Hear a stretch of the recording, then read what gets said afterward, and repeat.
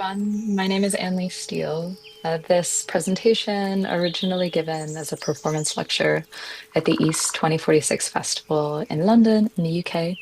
Um, this presentation, this performance, mapping my desire lines in digital futures, um, I'm giving a version of this online to have a record both for myself, but also for anyone that was interested in these topics, that might be interested in charting their own desired lines or honestly learning more about what desire lines actually are.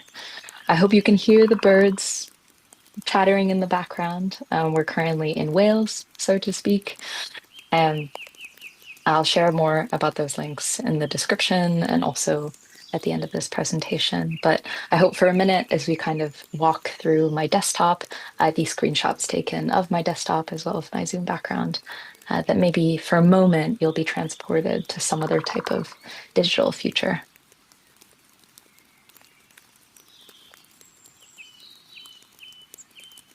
So I think the first question that comes to mind, of course, is, who am I to talk about digital futures? For the past 5 years as a facilitator, and in the 5 years before that as a participant, I've been kind of circulating around similar ideas as a researcher first, then as a facilitator, and then, especially over the past couple years, navigating them as an artist.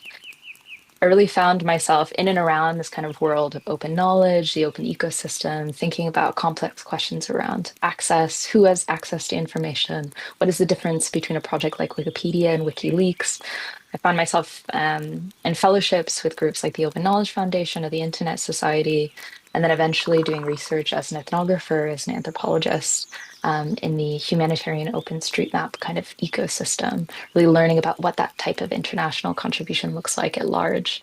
Um, Over the past couple of years, I kind of brought all of that experience as a researcher into becoming a facilitator, a steward of open communities, becoming the community manager of a project called the Turing Way, which was previously hosted at the Alan Turing Institute.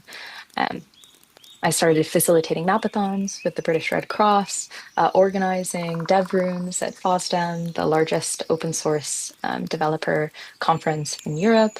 And I found myself in all of these spaces really learning about what does it mean to bring people together, what enables contributions to open projects, what makes people feel seen and heard and part of communities and projects beyond themselves that often traversed the digital space, traversed geographies by virtue of them being online first.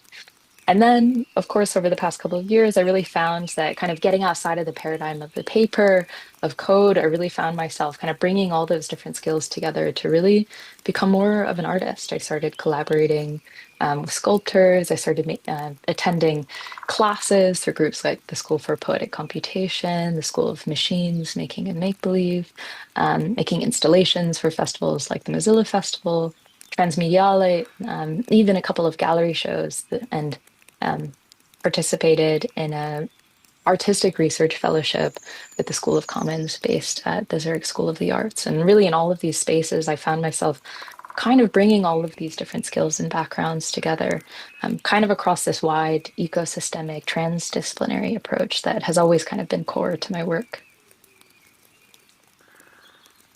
So, of course, the second question that comes to mind might be, what are desire lines? And I was scouring the internet for a while looking for definitions that might be appropriate to bring to a presentation. And I loved this one from the journalist Laurie Winkless, who said in 2024 in Forbes that desire lines are informal pathways that are created not by planners or traffic engineers, but by the continual repetitive of movement between them, through them, between them, around them, on them. I've no doubt that anyone listening to this talk might have previously, might be currently traversing through some type of desire line. And this really shows that people will kind of find a way to wherever they might want to go, um, whether that's across London's many parks, whether that's the corner of a sidewalk, whether that's any kind of urban space. And desire lines have many other names, not only desire lines, but they're also goat trails, hiking trails, cow trails, all sorts of different trails. So they also go beyond, what humans create. They can be really any species. So the third question that might come to mind, of course, is what do desire lines have to do with digital futures? And I think the most obvious response to this question is, of course, this tension between user experience and design. Um, you can really see how here you have this, build infrastructure of a kind of right angle of a sidewalk and the user experience of someone really kind of cutting across that corner, right? Trying to find that optimal sort of path from where they are versus where they want to go. And people always have done this, right? With all the technologies that they use. How we use technologies, how we break technologies has always been kind of different from how they were designed to be used in the first place. And that's been sort of universal tension in the world of design for a long time.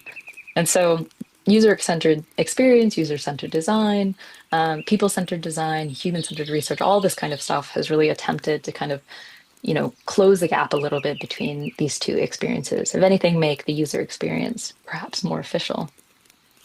But of course, that's not a universal experience. As we can see, another kind of tension that we've seen in this space is really sort of very famous quote from Henry Ford. Um, that if I had asked people what they wanted, they would have said faster horses. That is to say that yes, human-centered design and people-centered design user experience has really started to focus more on the user. The kind of polar opposite of that is, not don't trust the user at all. The user doesn't actually know what they want. The customer doesn't necessarily know what they want. And those two sorts of approaches, those ideologies have sort of sat in opposite to each other for um, quite a long time. But, going beyond this notion of what desire lines have to do with digital features, I think there are other ways of thinking about this approach, right? Aside from this kind of dichotomy between the user experience and design.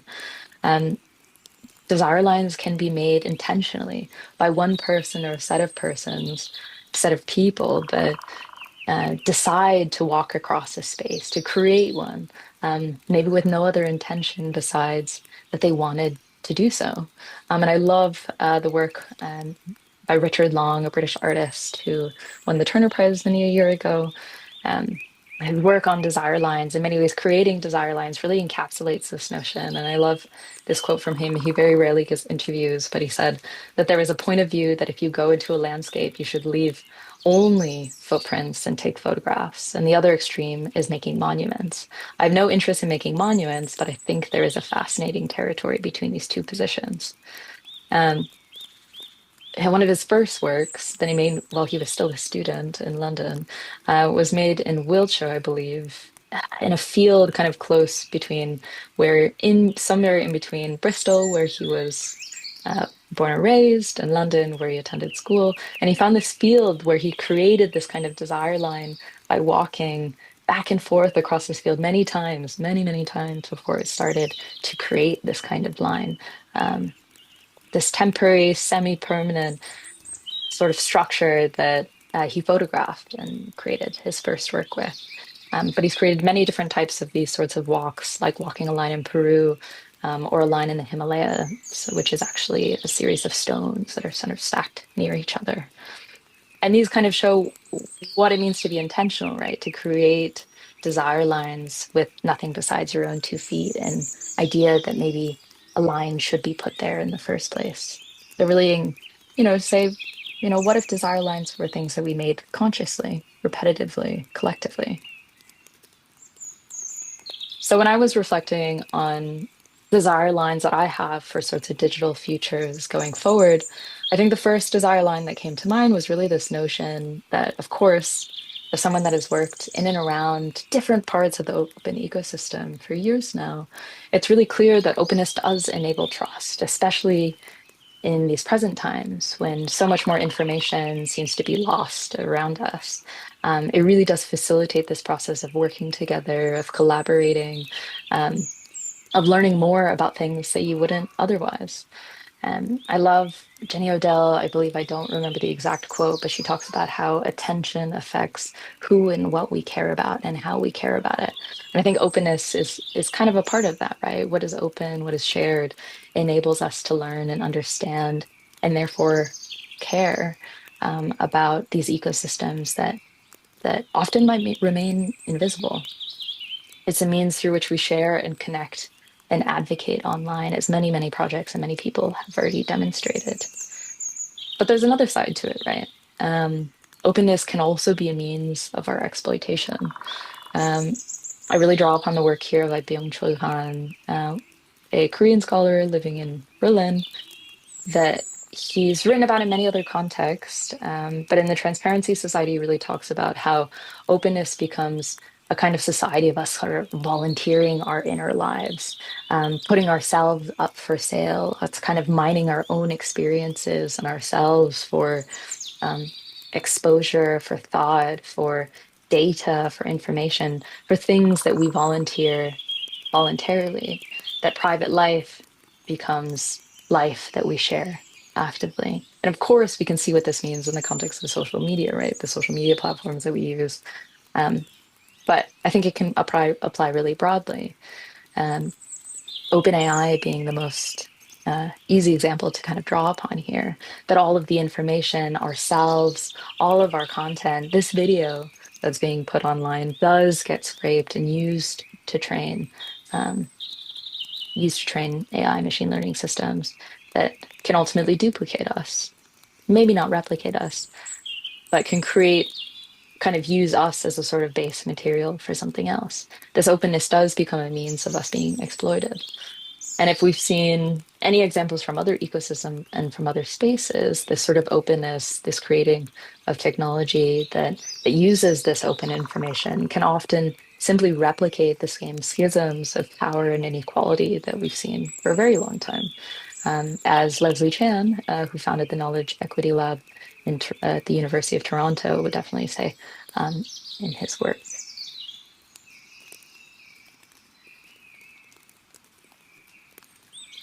I'd say the second desire line here, really teasing out another tension that really came from working in and around primarily digital communities over the past couple of years, uh, is perhaps an obvious one to share, but it's really the to build critical mass requires suspending at least some amount of disbelief and critique. And it means just being together and showing up. I can't tell you the number of folks that I've worked with, that I've collaborated with in projects like the Turing Way or Missing Maps or other organizations in the open ecosystem who might be researchers, scholars, developers, coders, managers who come from universities, primarily universities, the university system, the academic system, that are really trying to advocate for reproducibility in their university environments or in their institutions and their groups, and oftentimes feel quite isolated. They feel like their desire to create a more open, accessible, just research ecosystem is often a fight that they're fighting alone. And in these community calls that I would organize or fireside chats, I really found that in creating this sort of third space, um, that these folks would find solace and community and solidarity with each other. And it was so important that these rituals were continued, that they were regular, that there were places that people could come to again and again and again and trust and know that they were there. And in many ways, for me, it required sort of turning off my scholarly self, the self that was trained, um, in the political economy of the open ecosystem, in many ways trained in the knowledge of my first desire line, this kind of dualism between um, inclusion and exploitation. And it required kind of turning off of that and just being with people to talk about the political economy um, of open source, of open research, doesn't do justice to simply the act of being together, of giving space and solidarity and meeting and support for people that are looking for it, but also need it in order to fight the battles that they need to in their own institutions. And it was really an important thing to learn about how slow and ongoing this work is.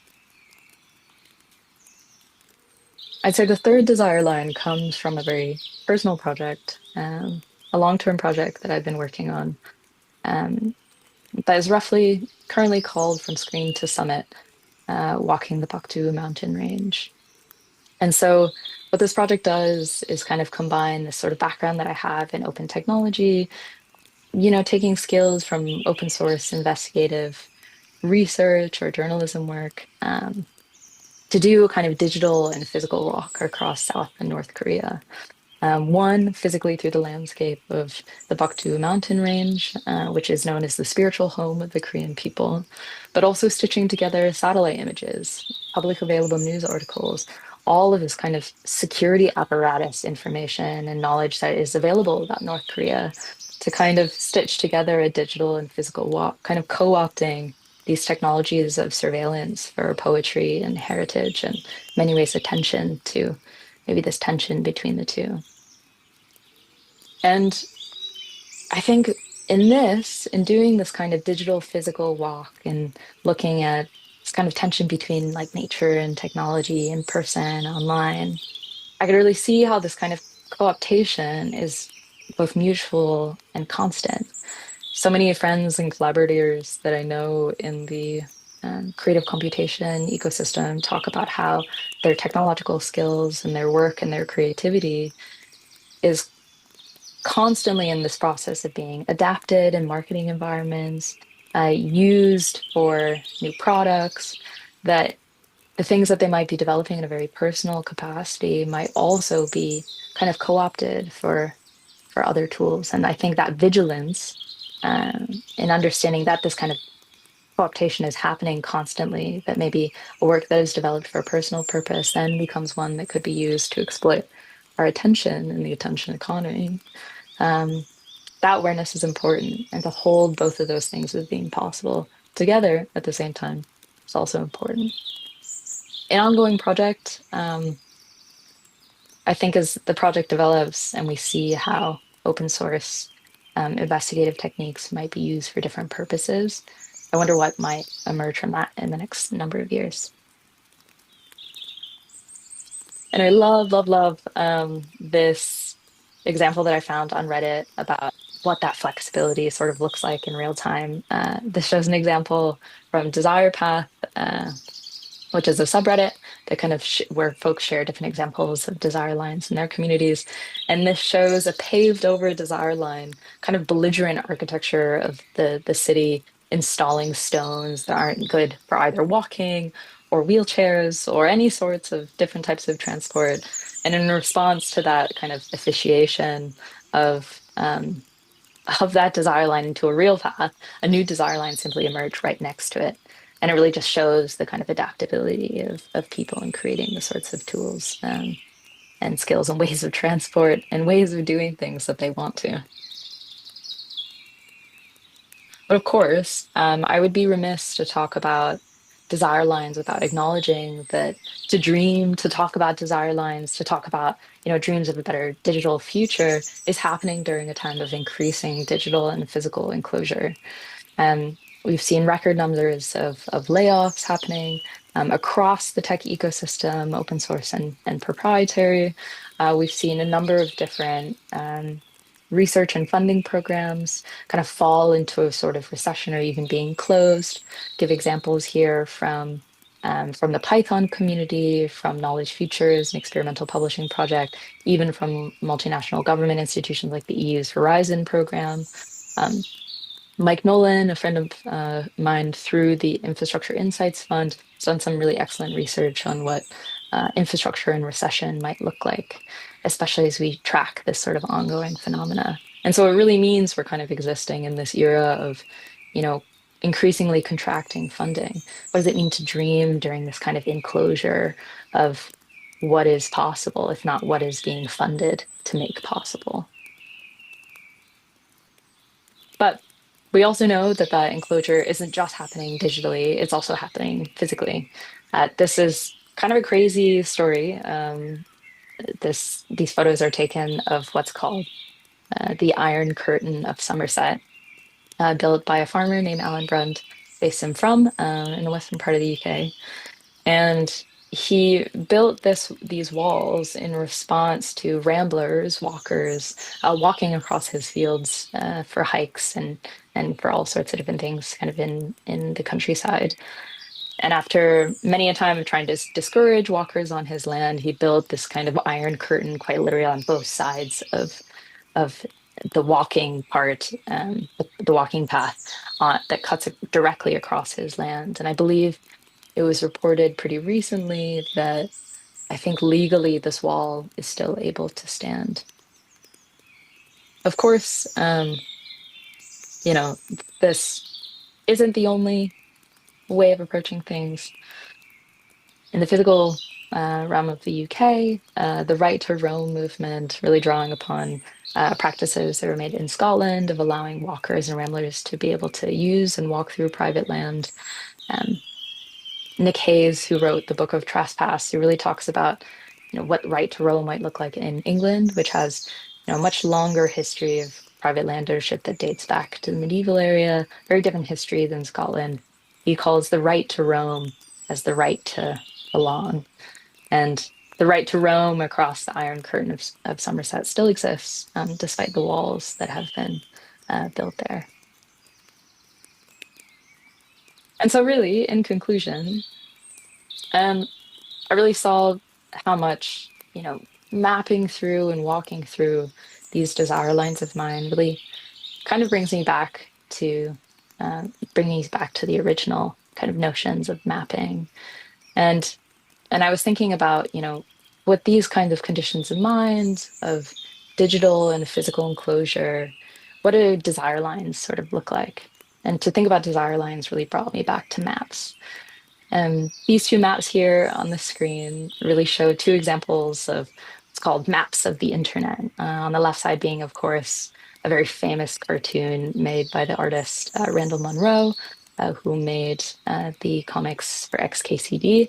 He made this map back in 2007 of the online communities that he knew of at the time, which many of which don't actually exist anymore, like MySpace or AOL or maybe the IRC aisles do exist, but the blog Apelago is not as prominent as it was before. Wikipedia was much, much smaller. Flickr, Last.fm, DeviantArt, all these things, Zanga. And on the right side, we see this map of the internet in 2021, which is so large and so massive that you can barely see any um, any specific websites except very major ones, right? Like Google or Facebook or YouTube. Um, you have different geographies of the internet, like a Chinese internet, Sino internet, an Anglophone internet, a multinational, multilingual internet. And if these two maps demonstrate anything over a very brief period of time from 2011 and 2021, it really shows that our maps have evolved. And if our maps have evolved, then that means we can also evolve and we can create new desire lines and new digital futures. And perhaps the maintenance of that idea is one of the most important things that we can keep in mind. In any case, thank you so much for tuning in to this digital walk with me in Wales. And the recording that you've been hearing is from Earth FM, recorded by an artist named George Vlad in Wales. If this video was interesting to you, this recording of this lecture, feel free to reach out to me. I'd love to know what you think, if you have any thoughts, if desire lines make you think of other things related to your work, or if you have yourself a desire line for a better digital future. Um, Kind of funky to do a digital recording of a talk that I gave physically last week.